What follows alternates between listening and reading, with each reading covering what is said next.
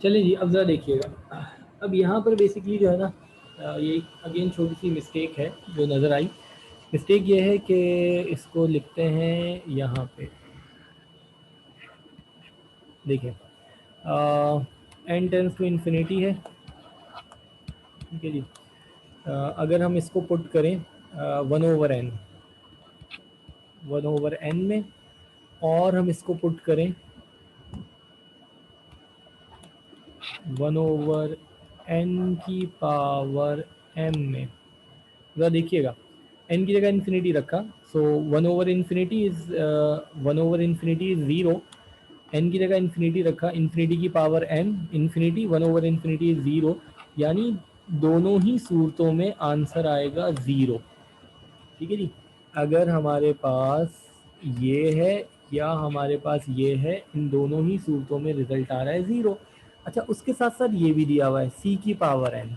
अब c की power n का मतलब क्या है, ज़रा यहाँ देखिएगा। अगर हम यहाँ पे c की पावर n, c की पावर n का मतलब है c की पावर इन्फिनिटी, c की पावर इन्फिनिटी तो इन्फिनिटी होगा, तो ये गलत दिया हुआ है। या तो इसको 1/c की पावर n लिखते, अगर 1/c की पावर n होता तो भी यही रिजल्ट होता। अगर हम इसे लिखें 1/c की पावर n, तो n इन्फिनिटी है, कांस्टेंट की power infinity is infinity, so 1/infinity is zero, तो ये c नहीं होगा, इसकी ज़रा करेक्शन कर लें, ये होगा 1/c की पावर n। तो अब ये तीनों बराबर हैं और आंसर इसका क्या आ रहा है, ज़ीरो आ रहा है, ठीक है जी। बात समझ में आ रही है, सिंपल है।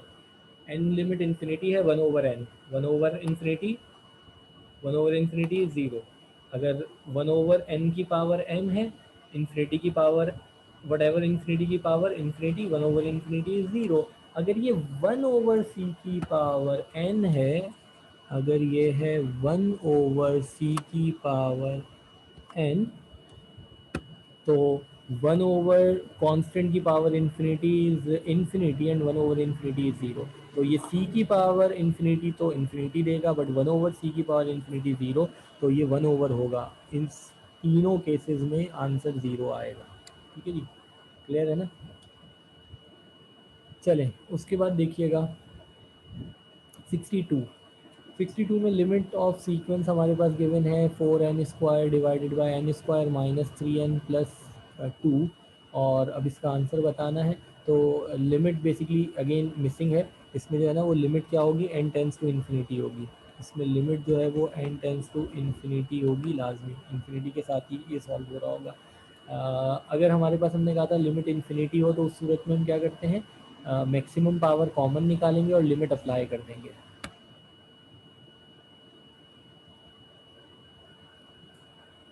सर आपकी तरफ से वॉइस में डिस्टॉर्शन आ रही है, ऐसा है कुछ भाई, बाकी बताएं।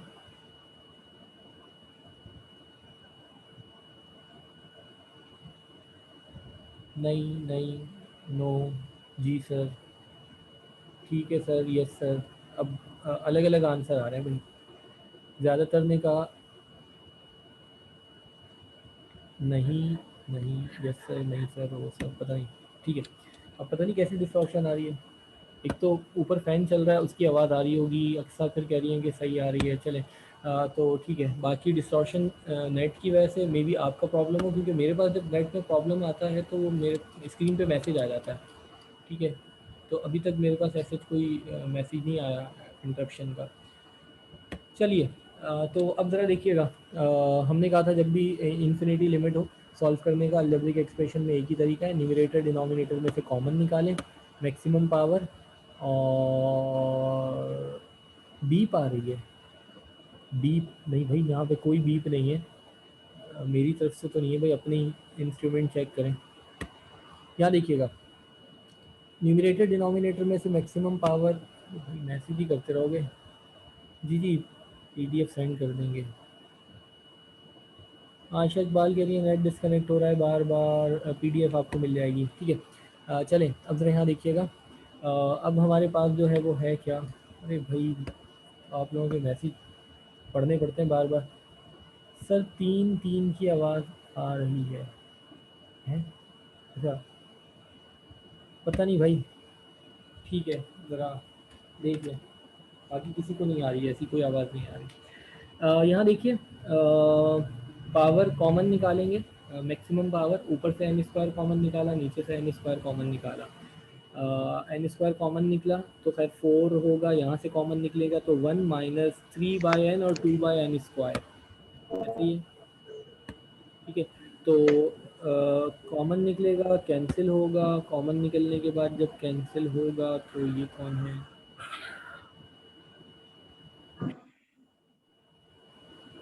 कॉमन निकलने के बाद जब कैंसिल करेंगे तो बाकी यहाँ पर जो ऊपर 4 आएगा और नीचे जो है वो हमारे पास 1 आएगा, तो 4/1 यानी कि 4 होगा। अगर चाहें तो इसको सॉल्व करके देख लें, ये हमारे पास जो है वो 62 है, तो देखिएगा, म्यूट हो जाओ,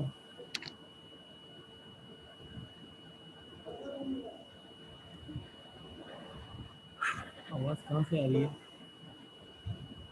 अस्मा, कि आपकी माइक से आ रही है आवाज़। चलें, यहाँ देखिएगा 62, 62 में हमारे पास जो है ना, देखें ऊपर से एन स्क्वायर आप कॉमन निकालेंगे तो वो तो खैर 4 के साथ ही लिखा हुआ है, डिनोमिनेटर से भी आप n square maximum power common निकाल लें, मैक्सिमम पावर कॉमन आपने निकाली तो 1 होगा, -3 एक एन कॉमन निकला, एक अपॉन में चला गया, +2 और एन स्क्वायर कॉमन नहीं तो अपॉन में चला गया, ठीक है जी। हमने कहा था जब भी हमारे पास लिमिट इन्फिनिटी हो, इसे सॉल्व करने का अलजेब्रिक एक्सप्रेशन में एक ही तरीका है, न्यूमरेटर डिनोमिनेटर में से मैक्सिमम पावर कॉमन निकालें और उसके बाद लिमिट अप्लाई कर दें।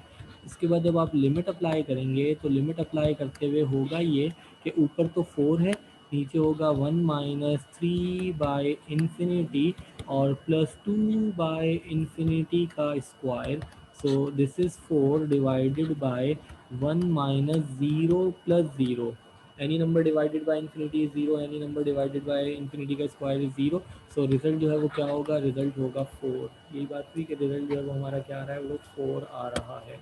तो न्यूमरेटर डिनोमिनेटर में से कॉमन निकालें, लिमिट अप्लाई करें, हो जाएगा। लिमिट ऑफ द सीक्वेंस ये भी बिल्कुल वैसे ही है, इसमें लिमिट अगेन वो मिसिंग है, तो वो n टेंस टू इन्फिनिटी होगी, ये limit n tends to infinity होगी, आगे से मिसिंग है। आप लोगों के पास भी देखिए हार्ड कॉपी में मिसिंग ही है, लेकिन मेरे पास कॉपी पेस्ट करने में तो मिसिंग नहीं हो गई। चलें, इन्फिनिटी अगर नहीं है तो लिख लीजिए, लिमिट इन्फिनिटी ही होगी। तो अब लिमिट अप्लाई करें, जी सर मिसिंग है तो इन्फिनिटी है, लिख लीजिए, ठीक है, लिमिट और जो है ये इन्फिनिटी होगी। तो अब यहाँ पे देखिएगा, ठीक है जी, मिस है सर, इसने बता दिया। यहाँ देखिए, तो लिमिट आप यहाँ डायरेक्टली अप्लाई कर दें, 1 plus 2 over infinity, so 2 over infinity is 0, so result जो है वो क्या आएगा, रिजल्ट हमारे पास आ जाएगा 1, ठीक है ना जी। ऐसे ही है 1 plus 2 over infinity, 2 over infinity is 0, so result जो है वो क्या आएगा, रिजल्ट हमारे पास 1 आ जाएगा। इसी तरीके से नेक्स्ट देखिए, नेक्स्ट 64 जो है, लिमिट ऑफ सीक्वेंस, इस सीक्वेंस की लिमिट क्या होगी, 1/1/2, 1/6, 1/12 एंड सो ऑन, ठीक है जी। ठीक है जी, ये हलीमा सादिया कह रही है इसका आंसर 0 होगा, ठीक है जी, बिल्कुल इसका आंसर 0 होगा। क्यों 0 होगा, देखें 1/2, 1/6, 1/12 एंड सो ऑन, और अगेन इनफाइनाइट पोजीशन पे हम इसको इन्वेस्टिगेट करेंगे, तो 1/n अपॉन में n and 1/n and 1/n is means के 1/इंफिनिटी एंड 1/इंफिनिटी इज 0, या आप ये कह सकते हैं कि 1/, एक बहुत बड़ा सा नंबर आएगा, डिनोमिनेटर बढ़ता जा रहा है, बढ़ता जा रहा है, बढ़ता जा रहा है ना, तो ये 2/0 होगा, ठीक है, बिल्कुल जी, इसका आंसर 0 है। Sequence a n is called sequence if a n is less than a n plus one, हर नेक्स्ट टर्म प्रीवियस टर्म से बड़ी है तो मोनोटोनिक इंक्रीजिंग, ठीक है ना, ये भी हमने डिस्कस किया था। और अगर हर नेक्स्ट टर्म प्रीवियस टर्म से छोटी होगी तो मोनोटोनिक डिक्रीजिंग। हमने कहा था मोनोटोनिक सीक्वेंस, सीक्वेंस दो तरह के होंगे, या तो मोनोटोनिक होगा या नॉन मोनोटोनिक होगा। मोनोटोनिक सीक्वेंस में हमने कहा था या तो सीक्वेंस जो है वो इंक्रीजिंग होगी या सीक्वेंस जो है वो क्या होगी, वो डिक्रीजिंग होगी, ठीक है जी, ये डिस्कस हुआ था। और नॉन मोनोटोनिक में या तो एक ही कांस्टेंट सीक्वेंस है, एक ही नंबर चलता जा रहा होगा, या सीक्वेंस में हमारे पास एक टर्म बड़ी हो गई, फिर छोटी हो गई, फिर बड़ी हो गई, फिर छोटी हो गई, ये हमने डिस्कस किया था। अगेन हैंड आउट ज़रा साथ रखे ना, उस पर आपने नोट्स लिखे हुए हैं, उसमें चीज़ें मिल जाएंगी तो दोबारा से याद भी आ जाएगा। तो ए एन जो है वो ग्रेटर है ए एन प्लस वन से, या ए एन प्लस वन लेसर है, तो ए एन प्लस वन यानी अगर ये फर्स्ट टर्म है तो ये सेकेंड, ये सेकंड है तो ये थर्ड, ये थर्ड है तो ये फोर्थ, हर नेक्स्ट टर्म छोटी है, तो ये मोनोटोनिक डिक्रीजिंग है। मोनोटोनिक तो होंगी, इंक्रीजिंग हो या डिक्रीजिंग हो। A monotonic increasing sequence is bounded above is convergent to. अच्छा, मोनोटोनिक इंक्रीजिंग सीक्वेंस है, यानी बढ़ती जा रही है बढ़ती जा रही है बढ़ती जा रही है, तो वो उसकी जो बाउंडेड अबव, जो उसका बाउंडेड होगा अबव, तो वो लीस्ट अपर बाउंड होगा। मतलब इसका वैसे कोई ऐसा सेंस नहीं है, ठीक है, अब एमसीक्यूज दिया हुआ है। तो एक इंक्रीजिंग सीक्वेंस है, मोनोटोनिक इंक्रीजिंग सीक्वेंस, उसमें हमारे पास जो वो बाउंडेड अबव है अगर, तो और कन्वर्जेंट है, ठीक है जी, किसी पॉइंट पे कन्वर्ज हो रहा है, कन्वर्ज होगा तो तभी बाउंडेड होगा, ठीक है जी, किसी पॉइंट के ऊपर ना कन्वर्ज होगा तो ही बाउंडेड होगा। अगर कन्वर्जेंट नहीं होगा, डाइवर्जेंट होगा, वो टूवर्ड्स टू इन्फिनिटी होगा, तो फिर वो बाउंडेड नहीं होगा, वो अनबाउंडेड होगा। तो अबव जो होगा इंक्रीजिंग है और कन्वर्जेंट है, तो उस सूरत में जो है वो क्या होगा, लीस्ट अपर बाउंड, उसका अपर बाउंड कहलाएगा। सही है, सिंपल है। इसी तरीके से मोनोटोनिक डिक्रीजिंग सीक्वेंस है, डिक्रीज हो रही है और इज बाउंडेड बिलो, और बाउंडेड बिलो है, कन्वर्जेंट है, तो वो क्या होगा, वो ग्रेटेस्ट लोअर बाउंड होगा, उसका लोअर बाउंड होगा, डिक्रीज हो के, यानी लेट सपोज अगर हमारे पास एक सीक्वेंस है, हम एक सेट लिख दें, लेट सपोज हमने सेट लिखा 1 2 3 और सपोज 10 तक, ये एक सेट हमने लिख दिया, ठीक है जी। दूसरा सेट सपोज करेंगे हमने ये लिखा कि ये हमारे पास है 1 1/2 1/3 एंड सो ऑन, या तो यही छोड़ दें या आप चाहें तो 1/n लिख दें, पढ़ना रहने दें। अच्छा, अब ये एक इंक्रीजिंग सीक्वेंस है, इंक्रीज इंक्रीज इंक्रीज, और बाउंडेड भी है, 10 पे जाके बाउंडेड हो रहा है ना, तो ये इसका क्या कहलाएगा, अपर बाउंड, ठीक है। अब ये एक डिक्रीजिंग सीक्वेंस है और बाउंडेड भी है, क्यों, क्योंकि ये टूवर्ड्स टू जीरो है, जिस तरह अभी भी बात की, 1/n होगा, 1/infinity होगा, ये जीरो की तरफ जा रहा है, जीरो होगा, ये डिक्रीजिंग है, और जो बाउंडेड है वो लोअर बाउंडेड है और वो टूवर्ड्स टू जीरो है, तो ये इसका लोअर बाउंड होगा, ये इसका अपर बाउंड होगा। सही है, सेट की फॉर्म में आप इसको आसानी से समझ सकते हैं। चलिए जी, 69 से ऑनवर्ड हमारे पास जो है वो क्या है, फिर कोई मैसेज आ गया, बाय, अरे रुक तो जाओ, ये जरा देख लो, 1 + 1/n की power n tends to infinity किसके बराबर होता है, e के बराबर होता है, फॉर्मूला याद होना चाहिए। सही है, इसी फॉर्मूले से रिलेट करते हुए ये हमें कुछ नज़र आ रहे हैं, तो जो कुछ नज़र आ रहे हैं यहाँ तक देख लें इनको, चलें 70 तक देख लें। 1 + 3/n की पावर 5n, ये किसके बराबर होगा, अच्छा ये किसके बराबर होगा, ये जनाब ऐसे होगा कि हम इसको लिखेंगे, या देखिएगा 1 + 3/n, इसकी पावर 5n, फॉर्मूला कहता है 1 + 1/n, यहाँ 1 ही होना चाहिए, n का कोफिशिएंट कुछ भी हो, तो हम इसको जो है ना वो क्या करेंगे, हम इसको लिखेंगे 1 + 1/n/3, n/3 ऊपर जाके 3/n होगा ना।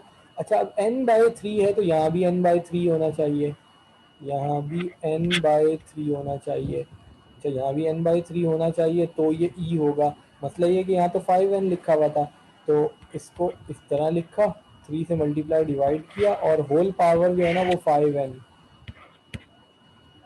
ये 5 लिख दें, मल्टीप्लाई होगा तो 5n हो जाएगा, सो दिस इज 5n, 3 से 3 कैंसिल, ठीक है।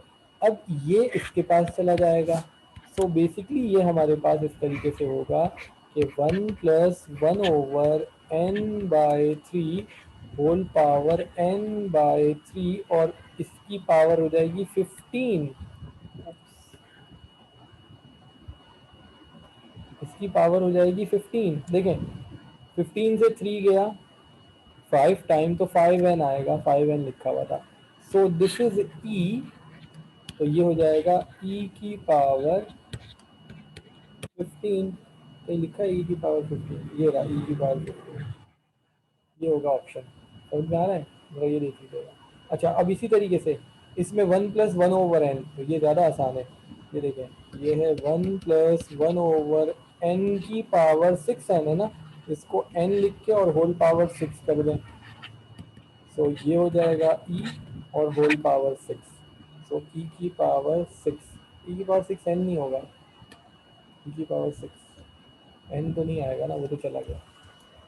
1 + 1/n की पावर एम एन, ये भी बिल्कुल ऐसे ही होगा, जरा देखिएगा। 1 + 1/n की पावर n और होल पावर m, ये हो जाएगा e और होल पावर है m।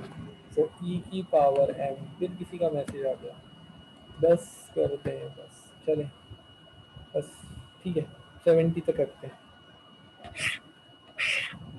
70 तक रख रहे हैं, ठीक है। कितने रह गए वैसे, काफ़ी सारे, नेक्स्ट क्लास में एंड हो जाएगा इंशाल्लाह।